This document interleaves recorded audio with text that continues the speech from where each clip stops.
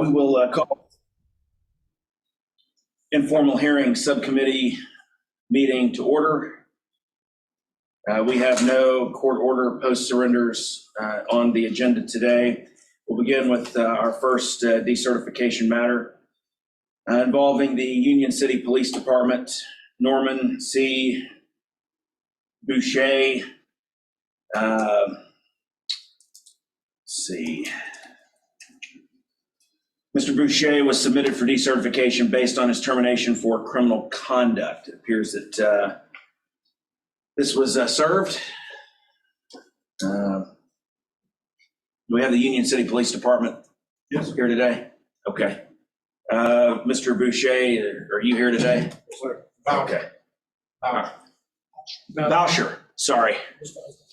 Mr. Voucher, all right.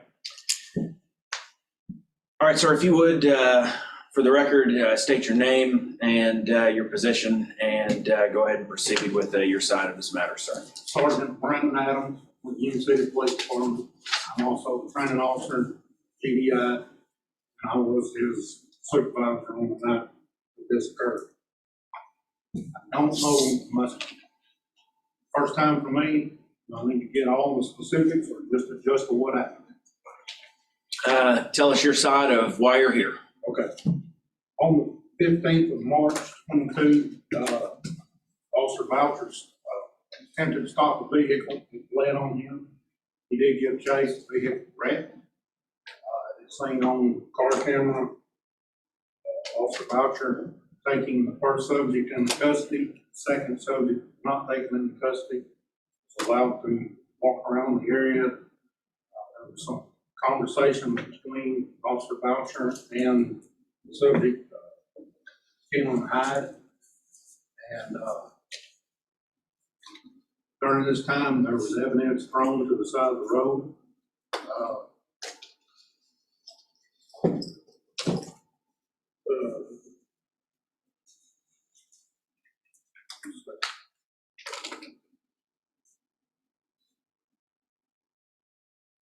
This came to light because we did recover some drugs that night, and the drug task force took the case. They were going to present it federally, and when they reviewed all the body camera and car camera video, they discovered that Officer Voucher had picked up cocaine, placed it in his pocket. Also, during that, he had talked with one of the defendants, Hyde, and told him, "I've got one of the bags, but if they find the other, I can't help it." When I got on the scene that night, I was told that somebody had fled the scene. I spent time looking for another subject. I was using an infrared FLIR device that picks up heat. Did not find any evidence that anybody had fled the scene. Went back to the scene. Went on the other side of the road. I found a gun out in the field. We also found more cocaine, and during that time there was back and forth. Officer Voucher went and talked with the defendant Hyde. Every time that he would go to talk to Hyde, his body camera, when he got there, he would deactivate. This was presented to the district attorney. As I've explained to Mr. Bello, district attorney was on his last term of office. His explanation for not prosecuting was that he was leaving office, that he did not want to do an indictment and have another DA-elect have to prosecute that case. He decided that it was best that we handle it in-house and go from there. I have since, as of late as yesterday, I spoke to the current DA. That is, if Officer Voucher is not decertified, he will not prosecute any case that he has. I've talked with the other counties surrounding us, their DA, Danny Goodman, and he proceeds with District Attorney Colin Johnson. He's in the same boat. He said there's way too much to try and prosecute any case. That if he's not decertified, he does not see cases being able to go forward and he used to prosecute. That's pretty much the gist of what happened. I can, if y'all have questions, I can try to answer. Does anybody have any questions? I've got just a couple questions, if I may. Did you have something you wanted to say first? Yes, sir. I left this part out. It was once this was discovered, the chief called for an investigation. In that investigation, Officer Voucher was called in, was read Garrity. Did sign off on Garrity rights. Did admit that what he had done, said he was just trying to help him out. He did admit to what he had done. What was your question? From what you could pick up on the cameras from the body cam, and I guess there was a camera in the patrol car that picked up some of this. Is there any question about the connection of the gun and the cocaine that was in the grass being connected with this? Yes, he was actually seen, Keelan Hyde was actually seen throwing it with Officer Voucher was there in the area. Okay.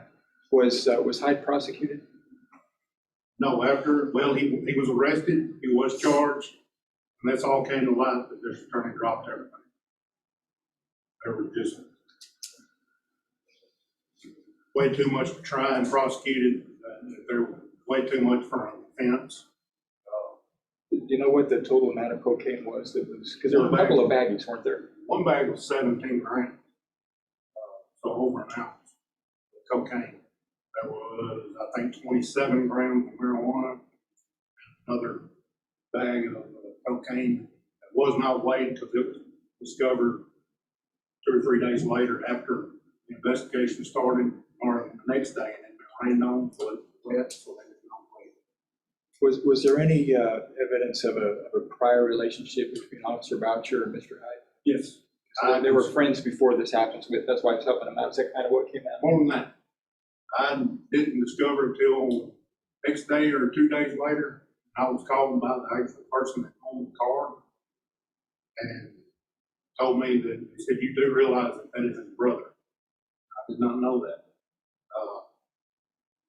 I didn't. That night, actually, I spoke with Voucher. I said, "This comes up again, and you've got a family member. The best thing to do is say, Sergeant, I'm related, and you deal with this." Cut out. That's not what happened, and it turned, it's half brother. I think they were 7, 8 years old at the time they actually last lived together. Something like that. They were young, but it is technically his half brother. And again, Officer Voucher admitted to all this, so he wasn't trying to be deceptive once he was confronted.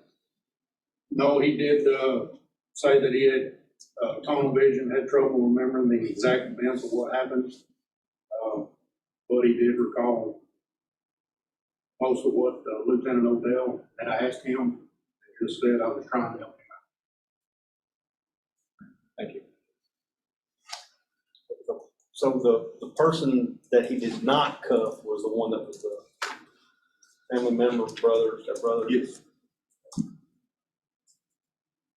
Do we know, because it looked like he turned his body cam off on numerous times, what he actually did with the cocaine that you know that he picked up? Went into his left pocket. We don't know anything from that. It was later thrown down, kind of off to the side, and that's what they went back and found later. Where did he find, Sergeant, where did he find the cocaine? Did he put it in his pocket? Take it off the person or take it He out? walked over to the woods where Hyde had thrown it, walked around, you can see it on the body camera, and then over and picks it up. Like this. you So see- Hyde had already discarded it, Yes. and he didn't get it out of the car. Anything like that. There was just one bag of cocaine. No, 2 bags. One bag we found the night of, the other bag, wasn't found until the next day after we discovered what was going on. Is it your belief that him removing that one bag that y'all would not find the other, that there wouldn't be any cocaine potentially seen or found at all? Or is the others kind of, you're gonna find it regardless? We didn't find the bag that we did find the night of. We didn't find it till later in the investigation. I had already found the gun using a FLIR device. I was able to pick up a heat signature out there and went and found it. And the marijuana that was tied to it, was it in a vehicle or a person? I think it was in the boat. Now, Officer Voucher actually gave me that one. I came back to the scene and he gave me the marijuana.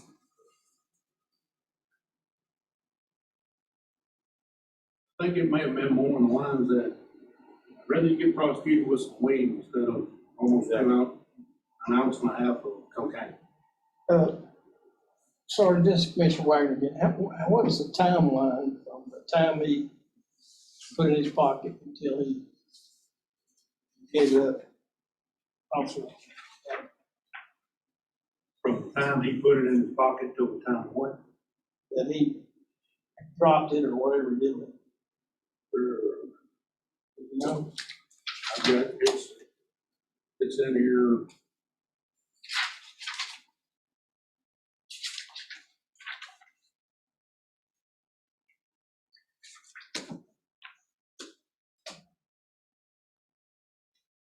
There's approximately 7 minutes that had gone by. I guess what I'm trying to get in my mind is, did he discard it before you got to the scene or after you got on the scene? That I'm not sure. Didn't come out in the investigation?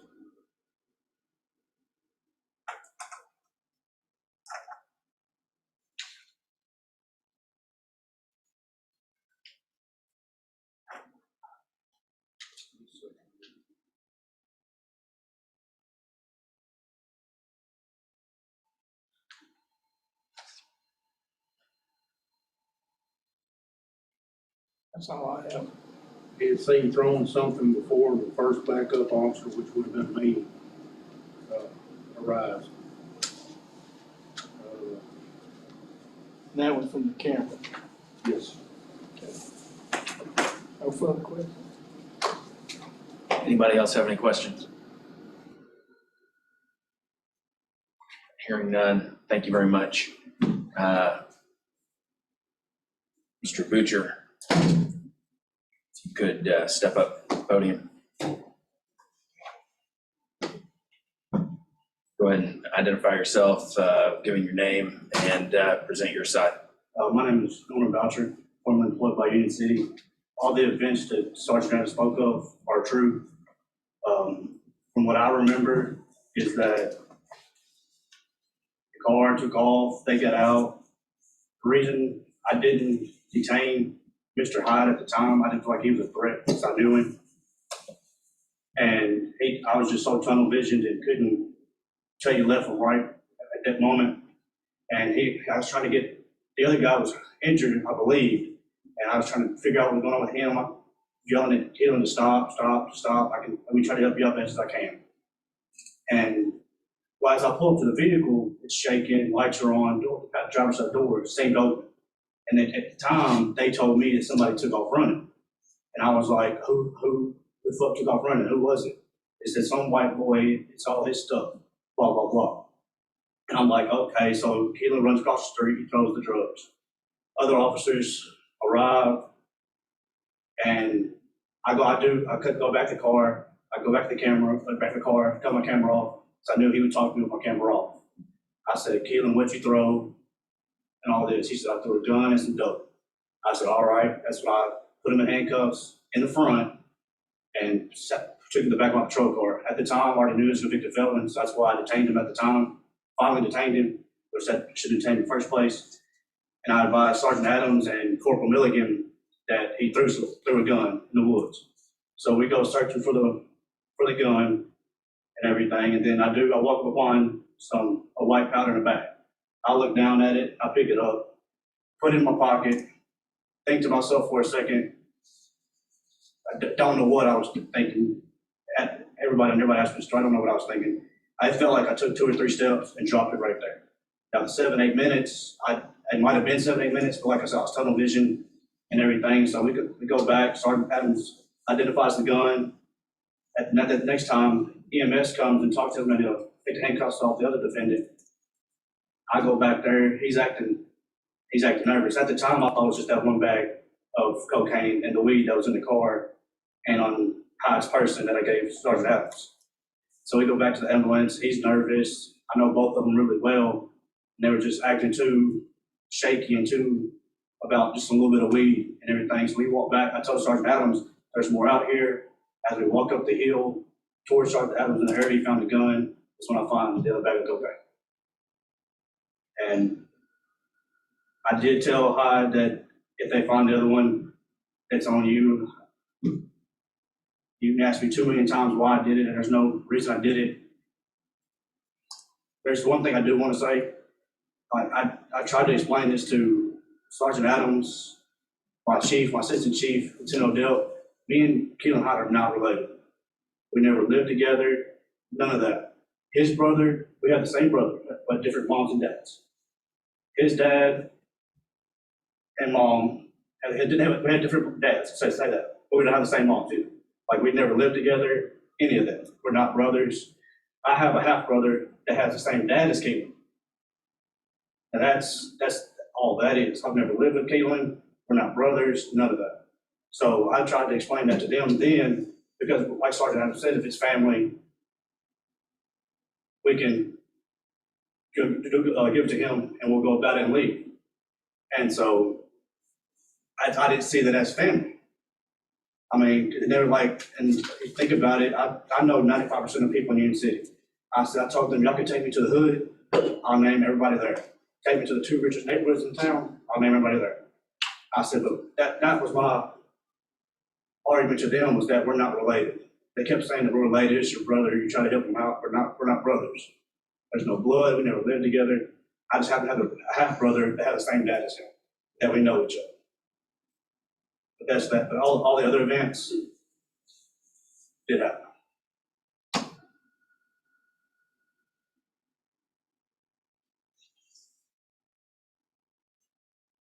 Officer Voucher, if you weren't related to this person that was stopped, Mr. Hyde, why did you feel like you needed to help him out? Well, I already knew he ran. I already knew he was a convicted felon. Once I found about the gun and the weed, I already knew he was going to go away. It didn't matter either way. After a while I sat and thought about it, I said, hell, if he got charged with the coke, he'd do the same, more time or anything like that. But like at the time, that night, I was going through a divorce, all that kind of stuff was going on. I could tell Sergeant Adams and Corporal Milligan and our lieutenant when he showed up, I said, I couldn't tell you left from down that 45 minutes we was out there. I was on tunnel vision after seeing them almost going to hit the semi, then wreck, and all this stuff, and everything happened the way it happened. I was just so tunnel visioned, and everything was a blur for a while. How long have you been with Union County? Union City, 3.5 years. Is this the first place that you've worked as a? Yes, sir. Did they pay for you to go to the academy? Yes, sir.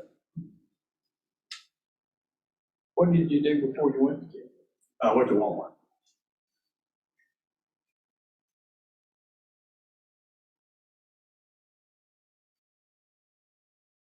Doctor, is this the first vehicle pursuit you've ever had? No, sir. Well, like, as you saying, like chasing somebody until Yes. they tell me to stop, or just going and not stopping? Vehicle pursuit. Yes, sir. So it is your first? No, I've chased other vehicles until they told me to stop. Okay.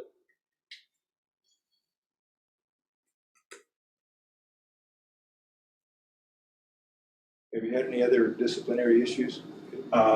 Just that night, I had a verbal write-up for the pursuit that night, and then the chief called me in 2 days later and gave me a 2-day suspension for having my body camera on.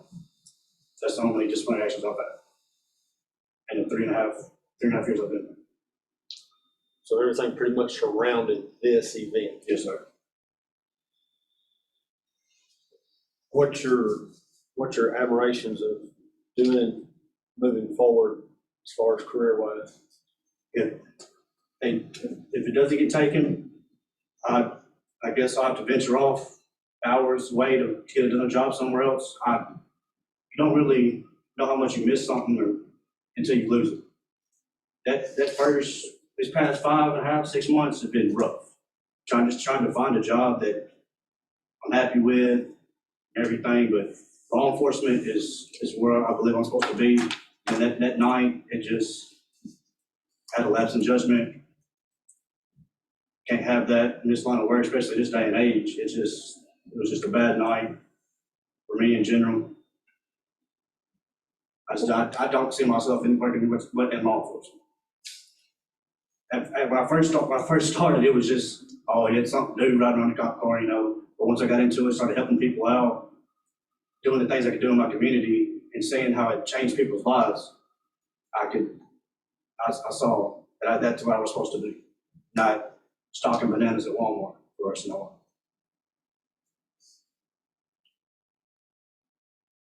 What have you been doing since? My mom runs the Boys and Girls Club in Northwest Tennessee. I wouldn't say her assistant. I've been helping her out with her day-to-day operations. Worked at a factory for a month and a half, Titan Tire. And then I also been working when I'm not helping my mom for a moving company out of work. So just trying to find something to keep me busy until we came here today. You said you're divorced. You got any kids? Yes, sir, I have 3.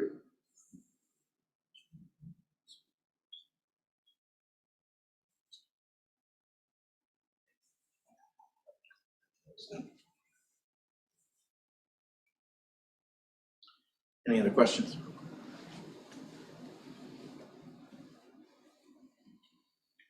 I have one for the sergeant.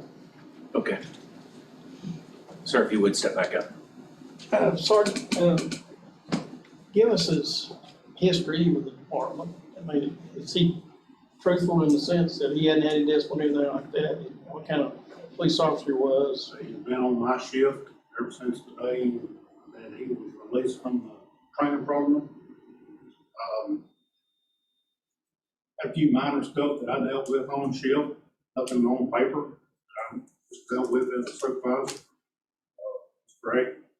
All his documented stuff surrounds this event. He is very well known. Actually, I'd forgotten till he said that. It was kind of confusing, but everybody still referred to him as being his half brother, even though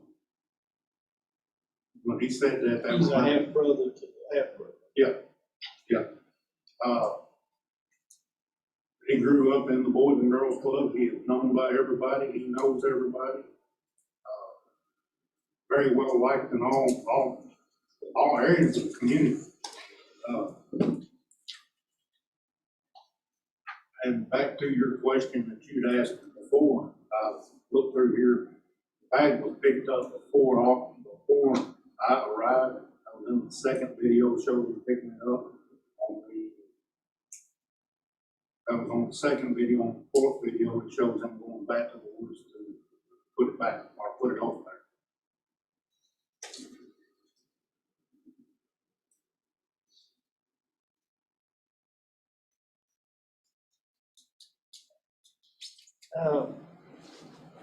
I think you testified earlier that the DA or the Attorney General wouldn't prosecute because he's going out of office. Yes. And I think I heard you say that the incoming DA would not prosecute the case, or did y'all even present it? No, we're not going to. It's kind of one of those, I'm not gonna step on his toes that he's leaving office.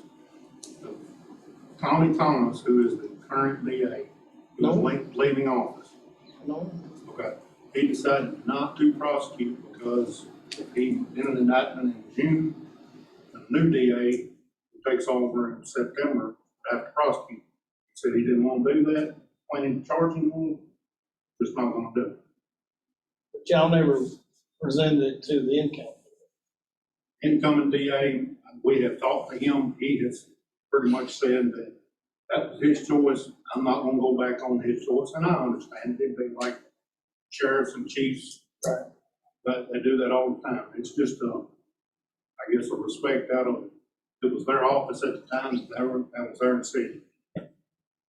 Current DA that is taking office, Colin Johnson, has said that if it had been presented to him, he would prosecute.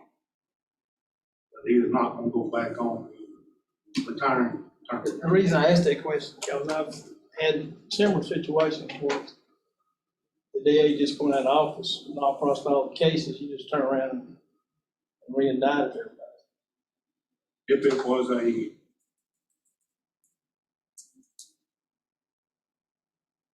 if the person that had run against Colin Johnson had won, Nelson was his name, he would have prosecuted. Colin Johnson. What I hear you saying is y'all didn't have anywhere to go to prosecute.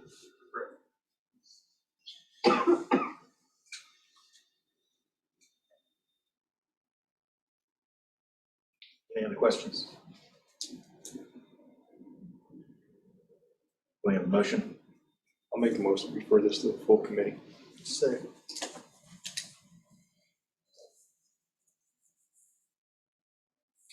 All right, the motion is to approve this to move on to the full commission. All in favor? Aye. Opposed? Hearing none, this matter is referred to the full post commission. Mr. Voucher, basically what that means is that this is going to move forward, and our team here at Post will be in touch with you and also with the police department. So, all right, next up, Newport Police Department, Stephen A. Higginbotham. Mr. Higginbotham was submitted for decertification based on his resignation in lieu of termination and failure to maintain pre-employment requirements. Mr. Higginbotham pled guilty to felony theft, $10,000 to $60,000, and is on supervised probation until July 24th, 2026. And he is eligible for diversion. See, everything was properly served. He was served on the 25th of June. Let's see, Mr. Higginbotham, are you present?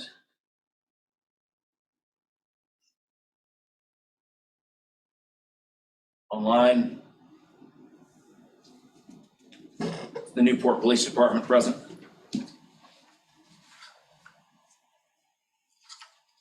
Yes, sir. Chief Schultz, representing Newport Police Department. All right, thank you, Chief. You would go ahead and state your name, full name for the record, and go ahead and present your side of this. Maurice Schultz, Chief of Police, City of Newport. Officer Higginbotham, at that time, Captain Higginbotham, was investigated by the 3rd Judicial District Attorney's Office for theft from a church of $17,000. He did give a statement confessing that. He entered into a plea agreement that he might be able to have diversion at the end of a probationary period. He did, I think, surrender his retirement and paid the church back is the reason that they let him have the possibility of a diversion, the deferral. And he is resigned from the police department before any action can be taken by the agency.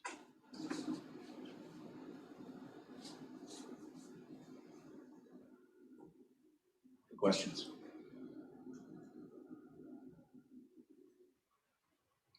If you could just clarify that had he not resigned, he would have been terminated. Yes, if you could clarify, had he not resigned, would he have been terminated? The Newport Police Department would have moved to terminate him based on the indictment. Thank you. Make Mr. a motion. Higginbotham is not here, but was properly served. Make a motion. Make a motion for decertification based upon failure to maintain pre-employment physical, pre-employment requirements, and be convicted of a felony. This would be default since he's not here. Default. Yes. I'll second that. Motion. It's for the default order and to move it on, and we have a second. All in favor? Aye. Opposed? All right, ayes have it. Thank you very much, Chief. Thank you. All right, next up, the Memphis Police Department, Martin L. Nolan. Mr. Nolan was submitted for decertification based on his failure to maintain pre-employment requirements. Mr. Nolan pled guilty to bribery of a public servant, a Class B felony, and official misconduct, a Class E felony. Do we have the Memphis Police Department with us?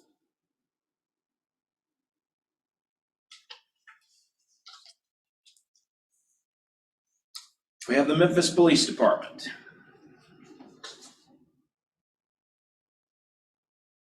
We have Mr. Nolan.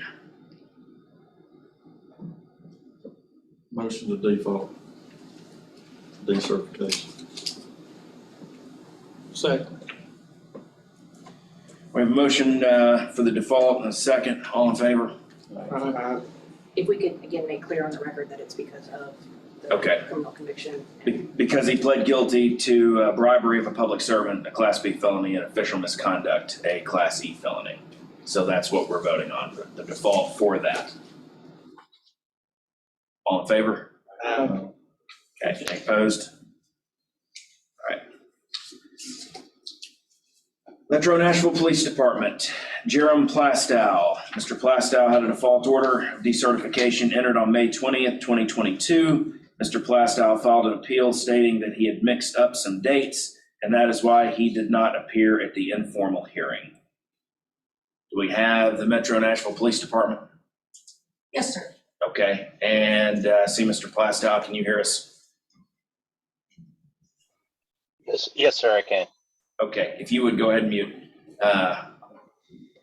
Go ahead, ma'am. If you could just identify yourself for the record and give us your side. Hi, my name is Kathy Morante. I'm the Director of Professional Standards for the Metro Nashville Police Department. And in this particular matter, it came to the OPA's attention Monday, August 16th of 2021. We received information that evening that the Mount Juliet Police Department had come across Officer Plastow. They had been looking for him at the time because of threats to a girlfriend and concern that he might be suicidal. When they were out, the Mount Juliet Police Department was out looking for him. They found his automobile, and it was they watched the officer from Mount Juliet watched him cross the center line and strike the mirror of another vehicle. So the police officer initiated a traffic stop and observed the odor of alcoholic beverage on him. He submitted to a standardized field sobriety test, which led the officer to believe that he was intoxicated. He was charged with DUI, and he was also charged with having a pistol. The MNPB issued firearm while intoxicated. He was dismissed from the department just a few days later. Because he was an officer in training, he did not have civil service protection at that time, and so we terminated him very quickly.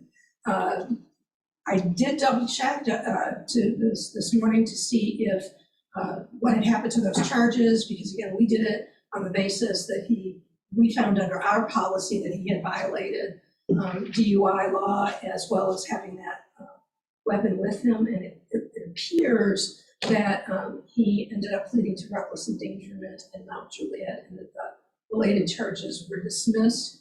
I would also point out, and I don't know, frankly, whether this is relevant to the board or not, but knowing the information, I'm going to pass it on, that at the same time when we checked today to find out, I just want to be able to tell all of you about what happened with those charges, we also found out that he has recently been served with an order of protection, which indicates that he, warning that he may be violent. So that has also happened in that time, and that would also be basis for dismissal had he still been on the Metro Nashville Police Department at the time of that incident. Questions?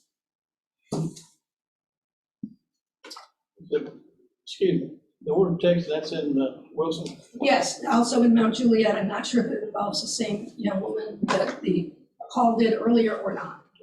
I don't really have any details except that that was out there.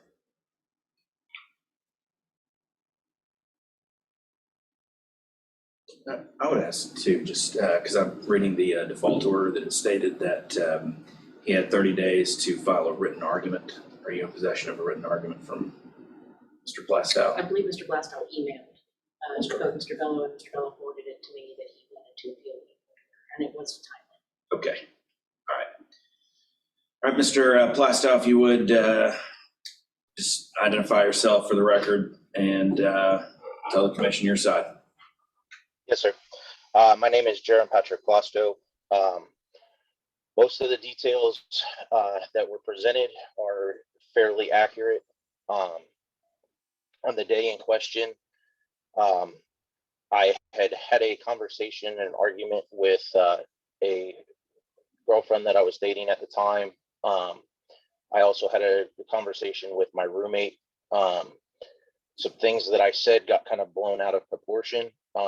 And there was the 911 call put out saying that I was suicidal, at which time our sergeant from the FOP called my personal cell phone just to check on me, asked where I was, what was going on. I said everything was fine, kind of explained the situation that her and I had been in an argument through a phone call and a text. He said that just because it went out, they needed to lay eyes on me. Where could I go? At that point, I was not far from my apartment in Mount Juliet. And I told him that I could go there. He told me at the time, he said, okay, don't stop anywhere else. Don't do anything else. Just go straight there. We're going to alert Mount Juliet that you're on the way. On the way there, I was on a very narrow road. The vehicle in question actually crossed the center line and hit my truck mirror. At which point I still was within a mile of my apartment and under the instruction and kind of the stress of being told, I need to be seen by the police. I continued to my apartment, at which point in time, a Mount Juliet officer pulled in behind me. A traffic stop was never performed at that point in time. I drove all the way into my apartment complex, parked my truck, at which time 8 Mount Juliet officers came in behind me. I just got out of my truck, talked to them and explained it, I was fine. I knew why they were there. After a short conversation with them, an officer approached me and said that they had noticed the smell of alcohol on me and that I needed to perform a field sobriety test. I volunteered to do that, went through the field sobriety test, at which point in time was told several times that I did not need instructions on how to do it, that I was an officer and that I knew what I was doing. At the end of the field sobriety test, the officer went and spoke to the captain and sergeant for approximately 3 to 5 minutes, came back and informed me that I was being placed under arrest for DUI. At which point in time, then over their radio, they had received a call saying that there was an accident involving a vehicle matching my description. They looked at my driver's side mirror. They asked me if I had been involved in an accident, and I said right before the officer had came up behind my truck that yes, another vehicle had hit me. They added in the leaving a scene of an accident charge and took me to the emergency room for a blood test. While I was in doing the blood test, I got that done, came back out, was put back in the car to be transferred to Wilson County Jail, at which point in time the sergeant called the transporting officer and informed her that they had searched my truck and found my duty belt in the back seat and had to put in the charge for the possession while intoxicated charge. Going through the whole court process on that, the DA spoke to myself and my attorney. They reviewed the body cam footage of everything. They have no evidence of me actually striking the vehicle or crossing the yellow line as put in the arrest report. The DA also said that from what he saw, I actually did pass the field sobriety test. The issue was that they still did arrest me and take me for blood alcohol, and that my blood alcohol came back slightly over the limit. So he had to charge me with something. That was when the plea deal was entered in for the reckless endangerment. As far as the secondary matter of the protection order, I have no knowledge of that being in place. I have not been served with an order of protection. I'm not really sure what that even is involving. To my knowledge, I don't have an order of protection against anyone.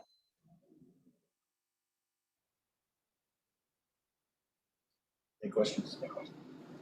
So, legal question. Yes, sir. Can a motion be made to have the original decision stand, or does it have to be dealt with separately? The original decision was for an actual decertification, which we can enter because it was a default, because he's appearing here today, it would have to go to the full That commission. has to go. Yes, sir. You said you didn't have an order of protection. Does somebody have order of protection on you? Not to my knowledge, no. I have not been served with You anything. haven't been served. What was the blood alcohol content? You said slightly over. Sir, I don't 100% remember. It's been a minute since I had that conversation. And I kind of, once I went to the court hearing on it, I tried to kind of put this whole situation behind me. I just want to be honest with you. I don't remember exactly, but I know it wasn't drastically over. I just don't remember the exact number.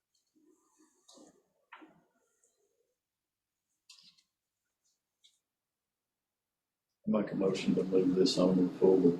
Second.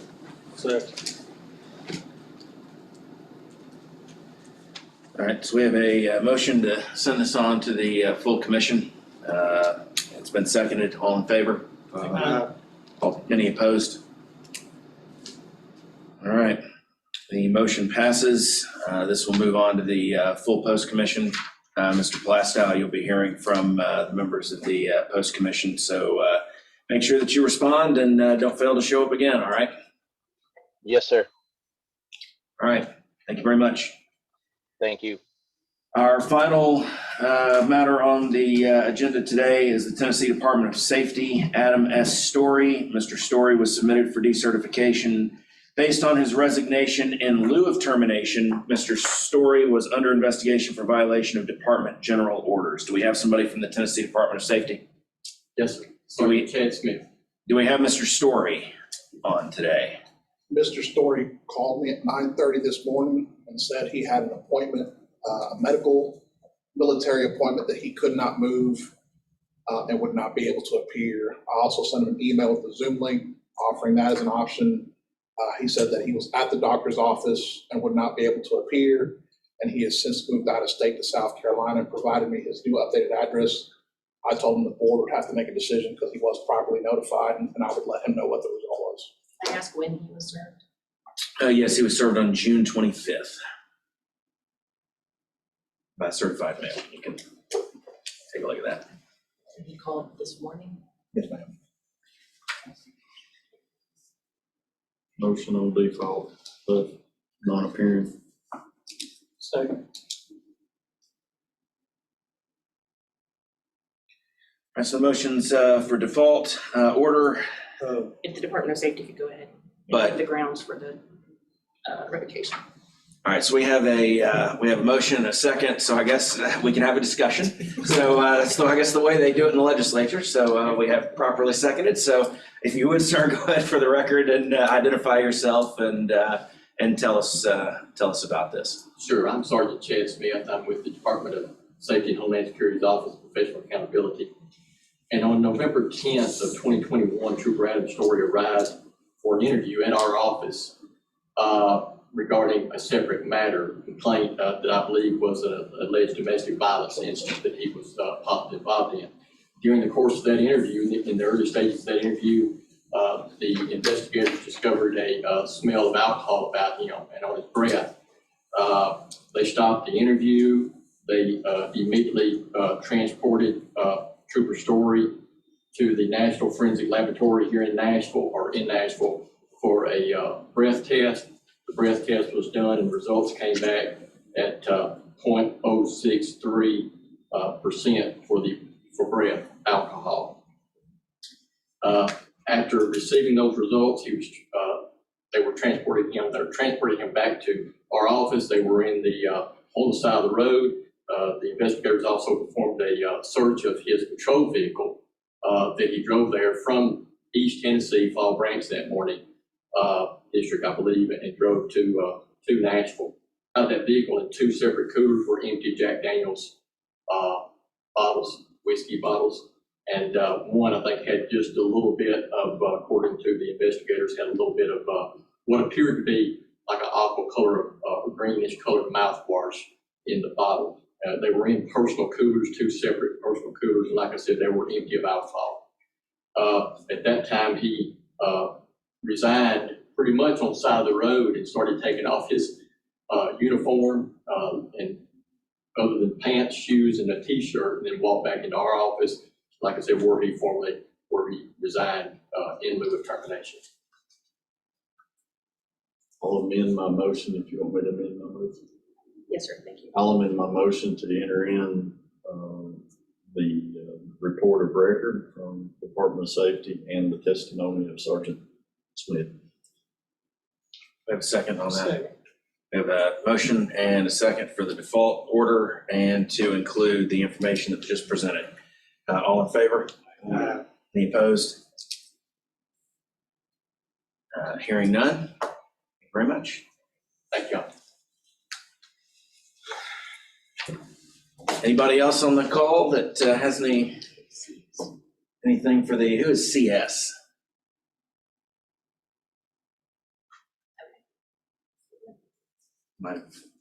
Yes. Hope we went the same out there last time. All right. Motion to adjourn. Motion to adjourn. Second, all in favor? We're adjourned. Cut the cord. Yes. Okay. Thankful. Hope we went the same.